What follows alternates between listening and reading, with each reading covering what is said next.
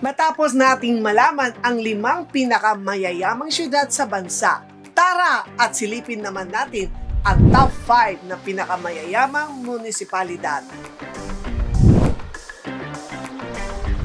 Top 5, Cabugao, Ilocos Sur. Nahati ito sa 33 barangay, karaniwang pagsasaka at pangingisda ang hanap buhay ng mga mamamayan ng Cabugao.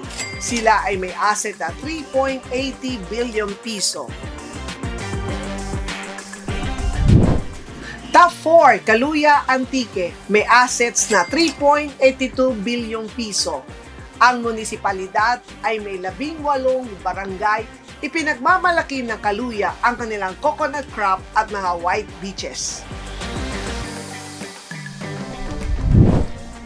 Top 3, Silang, Cavite. Agrikultura ang pangunahing ikinabubuhay ng Silang dahil sa kanilang matabang lupa at masaganang yabang tubig.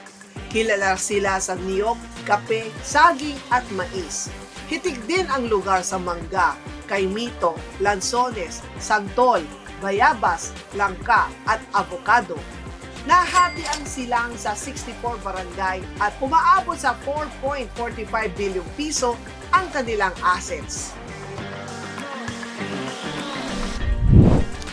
Top 2, Limay, Bataan.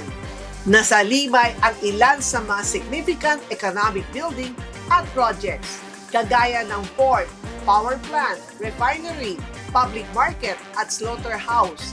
Nahati sa 12 barangay at meron 5.79 billion piso assets.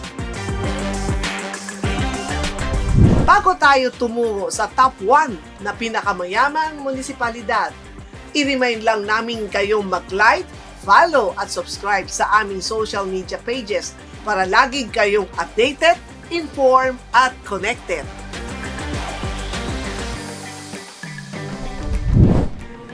At ang top 1, Carmona, Cavite, sa tumataginting na 6.52 billion pisong assets.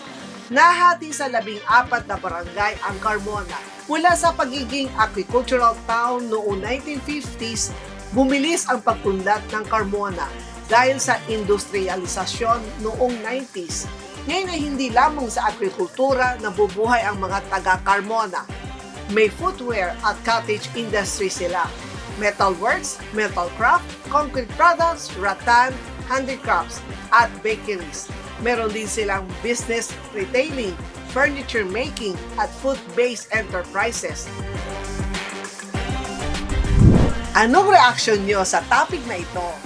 Mahalaga sa amin ang inyong opinion. Pakitype lamang sa comment section. Bukas, alamin naman natin ang pinakamayayamang probinsya sa bansa.